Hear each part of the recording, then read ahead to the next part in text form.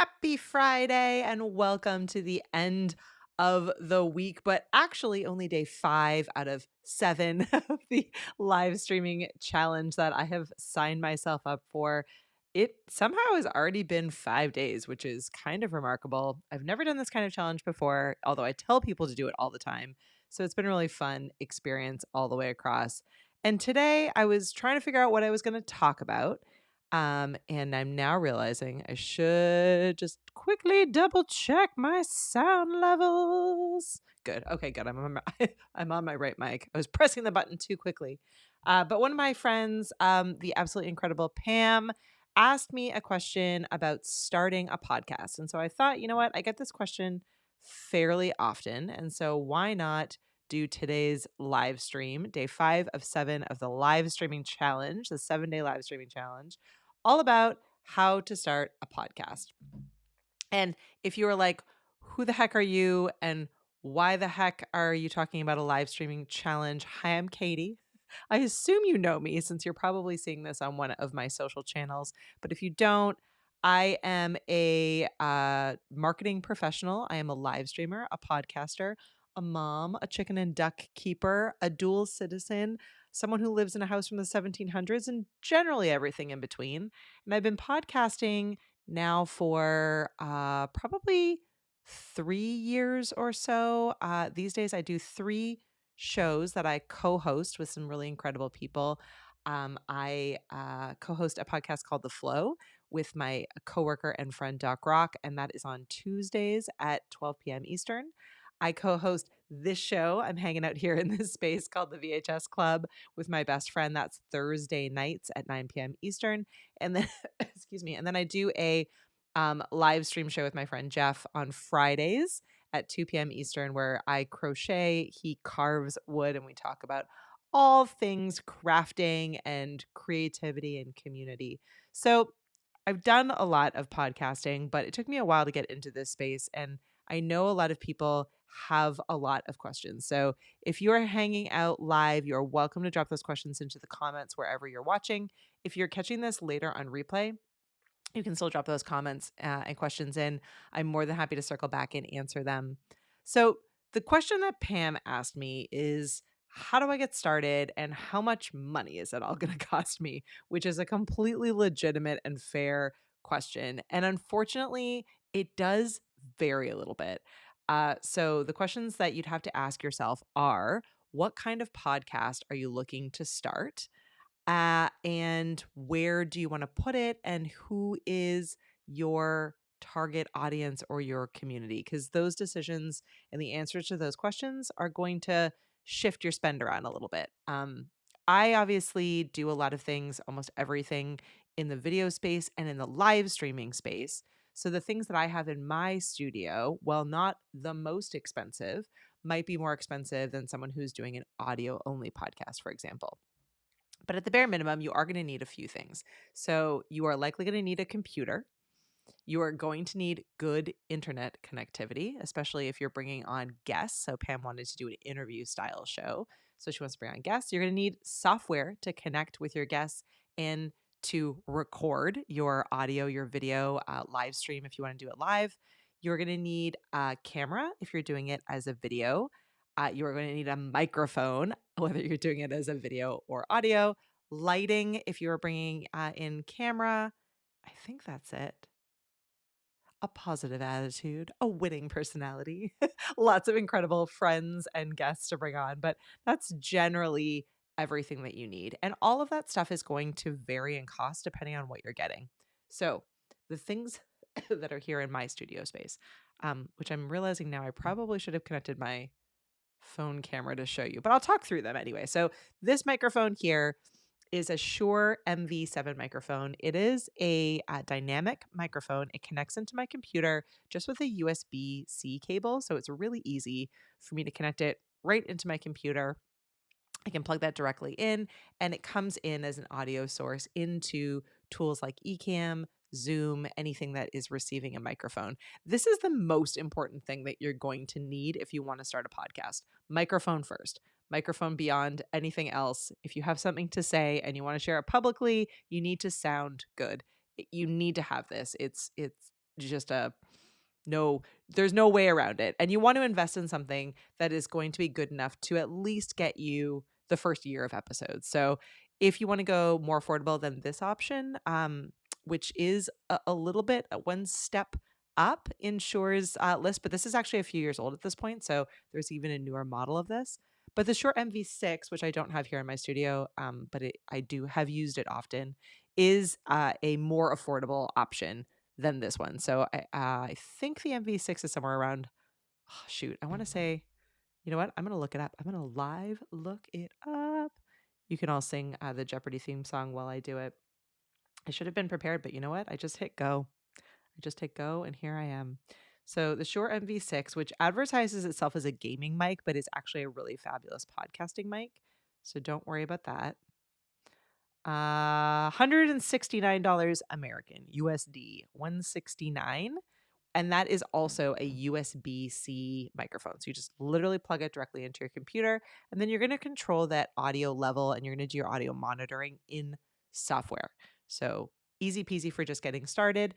If you are looking for something a little bit more powerful, or if there are a few of you in the same space, so if you and your guest are physically in the same room as each other, you are going to need to get microphones that help to avoid the audio interference and slap back and a whole bunch of those kinds of things. So if you are in the same physical space as each other, you will actually need XLR microphones. So the cable coming out the back is going to be an XLR cable, and that is going to plug into a physical audio mixer and then connect into your computer so that you can control all of the audio settings physically on a physical mixer. And then all of that then will go back into your computer and be recorded out. So in Pam's instance, I believe she is calling people remotely. She's not going to be in the same place, which is actually easier. So Pam, USB-C microphone. I would recommend the Shure MV6, which is just over $150 USD. So that would be your starting point. Then you're going to want to have, if you're doing video, which I encourage you to do, you're going to want to have a camera. So again, I'm going to Google search it for you. I'm going to be your Google shopper or your ChatGPT shopper today. So I'm using an OBSBot, OSOBSBOT, OBSBot Meet 2 webcam. It's teeny tiny. It's my favorite. It works really, really well, but it's not crazy expensive. So let's look it up here. Looks like it comes to $129. Okay, what did we say? It was 160 plus 129. What are we at? I'm not going to fast math it. That's $289 for the webcam and the microphone. So the the webcam also connects with USB-C directly into your computer, and it comes in as a camera source. So it's, again, pretty easy to be able to use. And then I do have lighting. And lighting is something that I have added on. It's in my opinion, other people may tell you something different. It's the least important of the gear here because you can be, technically speaking, facing a window. You can have overhead light. It's not ideal, and you won't look as good as I am looking here, but you can start small and work your way up. So I have an Elgato key light, and I believe Elgato products are actually on sale this week. So that's a great starting point. ELGATO, Elgato. That'll help you get started. And then I have a smaller Nan tube light sitting over here. And then I have a really large light off here. So I do have a lot of lighting, which helps to make the camera look better. Fun fact, you can actually also use your phone as a camera. So if you already have a phone that has a camera, which is, I think, literally any phone right now, you can connect that to your computer and use that as a camera source. So then, Pam, that would save you the money. So that would be down to then just $160 for the microphone. And I assume you have a computer, but maybe you need to make that kind of investment. I assume you have the internet, but maybe you need to make that kind of investment. So I think you could do it pretty affordably. I think you could start somewhere in the $500 or less range and then kind of level up as you get more comfortable. Software wise, you could do something as simple as starting with Zoom, with Google Meet. I think that does recordings, some of those simpler tools, just so that you can get comfortable and get the recordings. Ecamm is going to run just short of $400 a year for the pro level plan, and you would need that to be able to bring guests in. But that would be your starting point. And then you can figure out how you want it to look, what you want it to be called, and then setting up kind of all of those other steps. All right, what else did I promise you here in this conversation? I think we were talking all about podcasting. I see that there is someone watching. So this is my caveat to say, hi, I'm Katie. This is day 5 out of 7 in a live streaming challenge that I'm doing in partnership with Ecamm, Smart Passive Income, and the one and only Pat Flynn. And all that I'm doing is going live every single day for 7 days. So this is day 5. And I'm very proud of myself. I've been killing it. I've been live so much this week. I've been live way more than I normally am or should be. But this is pushing me outside my boundaries because I'm normally never live by myself. I'm usually live with a co-host, or I'm interviewing someone, or I'm a guest. So apologies if I'm rambly here in these live stream videos, but it's pushing me out of my comfort zone, which I appreciate. I see Kathy is hanging out. Hey, Kathy. Today we're talking about how to get started in podcasting and video and live streaming, which I got a question from my friend Pam. She really wanted to know, like, how much does it all cost? And I think, looking around here, I think you could probably get started for about $500 American, but that is assuming that you already have a computer and assuming that you already have the internet. You will need those two things. And then you need a microphone, you need a camera if you're doing video, some lighting, some cables to connect to those things in, mostly USB-C cables, and then some software. So the software can get expensive. Ecamm is just short of $400 a year for the pro level plan, but there are free tools and options out there to get started. And you could do something as simple as Zoom, or as Google Meet, or I don't know, OBS, if you want to learn how to push all the buttons, but to be able to record those conversations and get started. And then from there, like, the podcast process is pretty, I don't want to say simple. It does require thinking it through, and it does require some steps. So in order to get your podcast out there, you need to think through what you're thinking through now is, like, how do I actually record it, which is everything we've been talking about right now. All of the gear, the space, the time, who are the guests, all of those kinds of decisions. Once you figure that part out, then you need to figure out, okay, now that you understand how to record the episodes, how to actually capture the content itself, you're going to need a podcast host. And that is going to be the tool that sends your podcast out for people to consume it. So the consumers of podcasts live out on podcast players, and those are things like Apple Podcasts, Spotify, YouTube, all of these different places where they actually are listening and watching your podcast. Those are podcast players. You need to find a podcast host, which is going to be the tool to send it out to all those different places. And there are a few different options that you have there, both paid and free, different decisions that will go into making that process. I've tried a bunch of them. I will say, for paid tools, Ecamm has used both Captivate and Libsyn. Those are both fabulous options. Those are paid tools that will send your podcast out across to all the different podcast players. For the VHS Club, for my personal podcast, I actually use Spotify, which is itself a player, a podcast player that people use to listen to podcasts. It's also a podcast host. The reason that I chose that is that it was free, and I really wanted to just get started really quickly and really affordably, and I hadn't used it before, so I wanted to learn how to use it so I could answer questions for people. It is easy to use. It has certainly limitations because it is free, and I'm sure that they are using me as the product and all the negative things that go into it. But I will say it is very video friendly. It is easy to use, and it has worked pretty well for me through the last couple of years that I've been using it for the VHS Club. You will also, if you want to be video centric, have to set everything up on YouTube, which is all free and has a little bit of a learning curve, but is generally pretty user friendly. So you want to make sure that you are set up not only with a YouTube channel, but that you're able to upload or live stream videos there, which is just making sure you've checked all the boxes. And then you want to create a YouTube playlist that then you will turn into a podcast playlist. That's how you will be able to send your podcast out as a podcast on YouTube. Kathy is saying BuzzFeed is a good host. Yeah, I've heard good things about BuzzFeed. There's a ton of hosts out there. You just want to look up whether you Google search or you AI tool ask. But But look up podcast host. You want to be able to find a podcast host. I love this, Kathy. You're creating a mini 14-week podcast for my live challenge. I love it. I was like, you love a challenge? I love a challenge. And you are also on day 5. Yeah, we're doing it. I somehow have done. I thought I might cave. If I'm being totally honest with you, I was like, well, you know what? I'm live 3 times a week for my podcast, so does that count? And I was gonna count it, and then I thought, no, I want to push myself with this.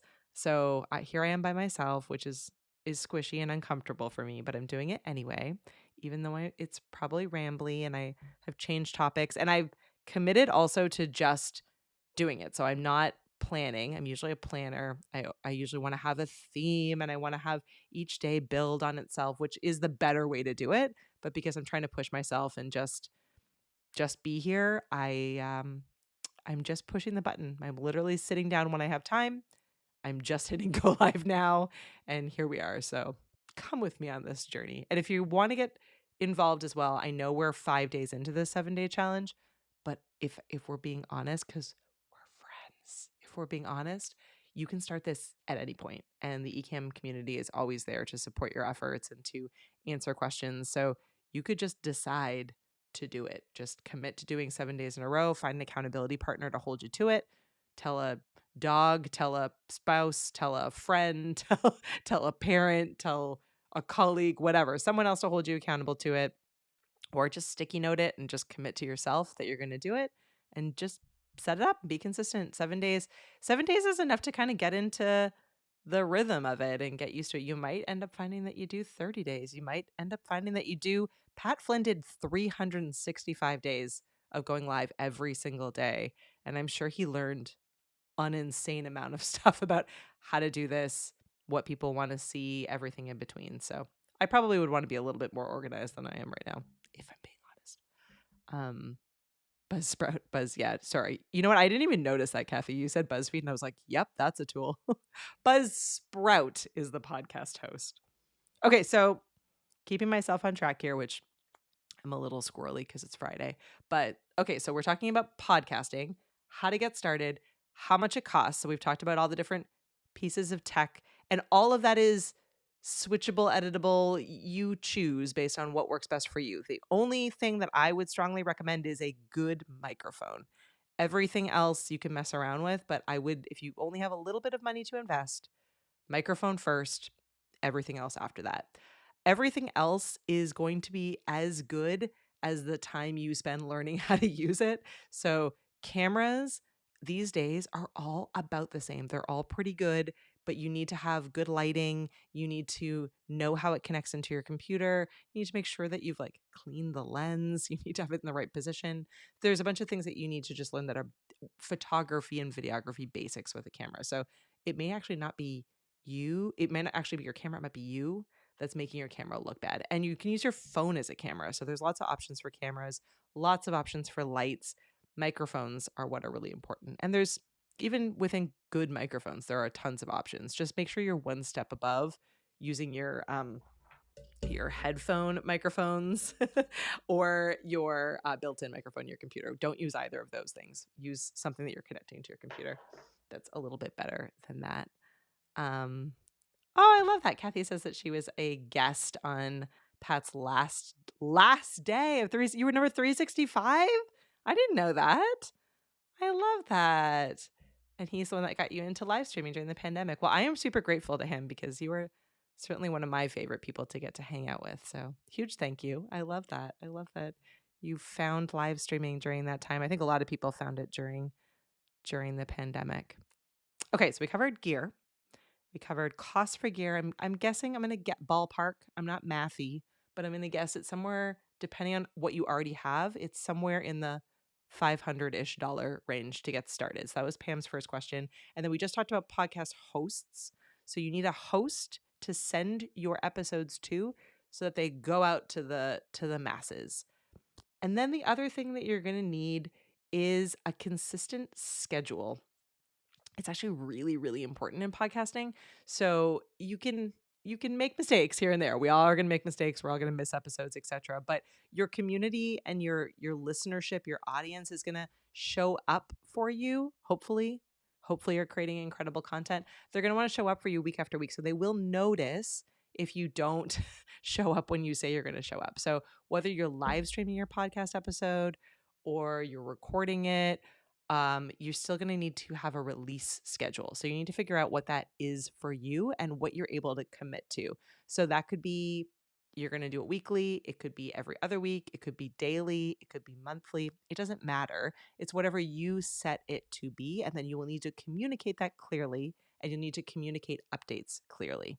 So the podcast host is only the place where you're putting your episodes and then they're passing those through.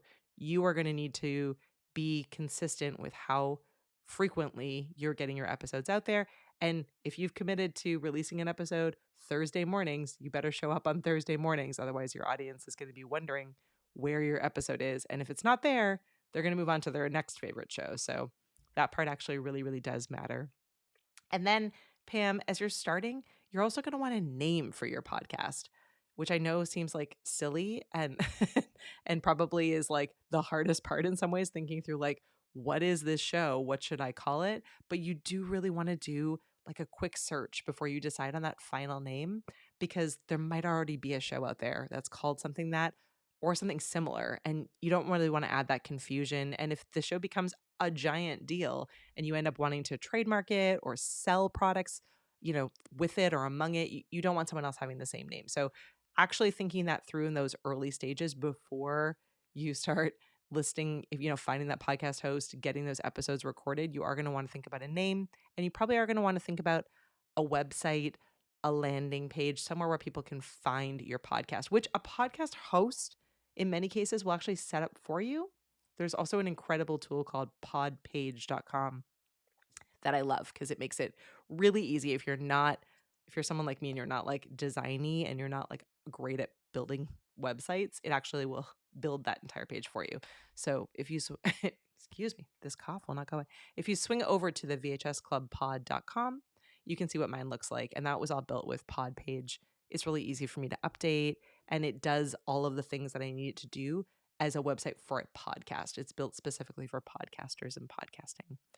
I think that that's the majority of what you need for getting started. I'm definitely still going to get on a call with you so we can answer all of your questions specifically, Pam, but I wanted to make this public because I'm sure other people also have questions about getting started in podcasting. I know people hate this idea of like, just do it, but there is an aspect of just getting started. My dad used to say, and I hesitate to say that he's right because he probably doesn't need to hear that he's right all the time. But he used to say that you can't move a parked car, right? So you're actually going to need to get into the car. You're going to need to turn it on. You're going to need to put it into drive, and then you're going to need to start moving. And then you can make different decisions. You can decide like, oh shoot, I left my keys at home, and you can turn around and go back home. You can keep going. You can turn right or left. You can go faster or slower, but you actually need to get in the car and start. So at some point, you're going to need to just get out there and start moving. Tim, good to see you, Tim. Thank you. Bless my cough. I know. You know what? I picked up this cough in the UK, not to blame the UK, but a little bit. Blame the UK. And it won't go away. I feel fine, but it's like an impulse. I don't have an itchy throat, don't have a sore throat, no headache, no symptoms of any kind, but the cough won't go away. And it seems to be made worse when I'm talking, which is not great for the 7-day live streaming challenge, but I'm doing it anyway. Hopefully you can all forgive my random impulse cough. It comes out even faster than I can hit the mute button, which is frustrating for me, but here we are. Here we are anyway. And I know, Kathy, you and Tim actually have shows and projects and live streams and podcasts, so you probably don't have a lot of questions about this topic, but I'm happy to answer any questions anyone has in the world of live streaming and podcasting, or honestly, like you could ask questions about crocheting, chicken keeping, living in old houses, being in New England, the weather, whatever else you want to ask about. I try my hardest to be as open book as I can, but I think that's I think that those are the first steps that you need to think about. So like, what is the show? What is your vision for it? You want to ask questions like, Pam was great. She knew that she wanted to have guests on, so that's going to make it different. that's going to affect different decisions, because how are you connecting with those guests? Are they in person? Are they remote? Those are going to change what you need and how you need to approach it. And then thinking through like the name, the structure, how does it going to look and feel? That's going to evolve. This show here, like this design around me, was not what the VHS Club always looked like. We had very different initial vision. I wanted to be in a TV initially, like an old TV, CRT TV. And then I was like, this looks silly. So that will evolve, but the name is important, making sure no one else has that name, because you're starting to build something and you don't want to have to change and pivot a lot of that, because that might incur cost. So knowing the name is good. And then getting those initial episodes recorded, so putting in those reps and seeing how they are, doing any editing if you want to do any editing, making a trailer video or audio if you're doing an audio episode. That's important. And then figuring out that podcast host is a really important piece. And then setting YouTube up as your podcast host. Those are unfortunately separate. So none of the podcast hosts, even though they all claim to, none of them will set YouTube up correctly. So set up the podcast host, ignore them. They're liars about YouTube. Just ignore them. And then set up your YouTube channel and make sure it's set up as a podcast. You have your podcast playlist set up and all ready to go. You will need to have two separate processes to get those episodes out. So you're going to send it each week, month, whatever your frequency is, day. Bless you if that's if you're frequent. I could not do daily. This has been a lot. But if I assume weekly, so you send your weekly, you're going to send your episode to your podcast host. So in my case, Spotify. And then I also have it uploaded to YouTube. So that's getting it out to different audiences. I wish that they were together, but they are not. You want to set those up differently. And then everything else is going to be down the road. You don't need to think about it right now. That's it. I think I've been keeping these to about 20 to 30 minutes, and I'm in that window. So I'm going to say goodbye to Kathy and Tim and whoever my third person is who's viewing. They're probably on LinkedIn, and I you know what? I've just been so bad. I'm gonna swing over to LinkedIn on my phone. The comments don't come through here into the chat, which drives me crazy. But you know what? I'm trying it anyway because I have some cool people over on LinkedIn and I don't want them to feel left out. I don't see any comments there. Good news. You all learned not to leave me comments there. So then I am going to say goodbye to Tim and to Kathy and to mystery number 3 person who's watching. And to all of you who are catching this later in the replay, once again, I am doing this mostly for myself as a can I do 7 days in a row live, and so far pulling it off. Day 5, Kathy and I are nailing it. We're pulling it off. So 2 more days of this. But if you're catching this on replay, you can still absolutely watch these videos, leave comments and questions, get in touch. Let me know if you're doing this challenge as well. I'd love to come and support your streams.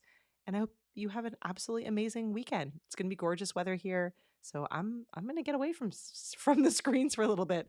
Go out and enjoy the weather, enjoy family and friends. And I hope you do the same. And I'll see you in the next stream. Bye, everyone.